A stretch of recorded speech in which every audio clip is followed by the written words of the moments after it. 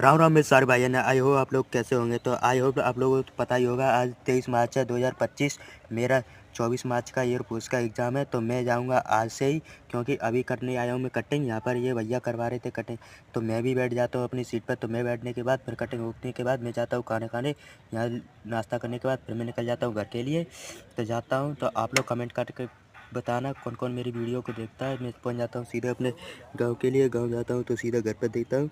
फिर घर पर जाने के बाद मुझे लग रही थी बहुत गर्मी, तो मैं सीधे सीधे कपड़े उतारने लग जाता हूँ। कपड़े उतारने के बाद फिर मैं जाता हूँ इधर, फिर नहा धो के आता हूँ। नहा धोने के बाद रेडी होता हूँ। रेडी होने के बाद पूजा से ये उठाता हूँ सामान। सामान उठाने के बाद फिर सीधा निकल जाता हूँ अपना मंदिर के लिए।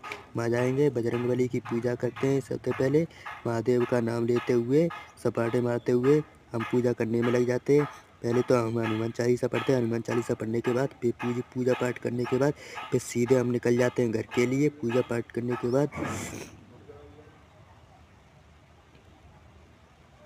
फिर हम लगाते हैं घर पर आके टीका। टीका लगाने के बाद फिर हो जाते हैं हम रेडी। खाना पीना खा के फिर हम करते हैं अपना खाना पैक करते हैं, क्योंकि हमें जाना है कानपुर सेंटर पेपर देने, क्योंकि हमारा कल का पेपर है। तो हम खाना पीना पैक करके तारा आरा लगा के, और पूजा की अलमारी में रखे थे पैसे 600 रुपये, उसको निकालते हैं। निकालने के बाद चप्पल वप्पल पहनते हैं, अपनी बहादुर गधेड़ी को उठाते हैं। बहादुर गधेड़ी को उठाने के बाद सीधे निकल जाते हैं थोड़ी सी मुस्कुराहट लेते हुए लाइब्रेरी के लिए।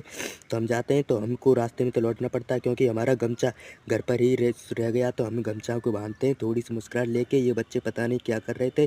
तो फिर सीधे जाते हैं हम लाइब्रेरी में पहुंच जाते हैं 12:10 पे। तो हम लाइब्रेरी में अंदर जाके साइकिल खड़ी करते हैं। यहाँ पर बहुत सारे आलू डले थे, ये पता नहीं किस भाई ने यहाँ पर रखे हैं। तो हम पहुंच जाते हैं, फिर कपड़े यहाँ जूते चप्पल उतारने के बाद फिर अंदर बोलते हैं। तो बोले जय श्री सीताराम।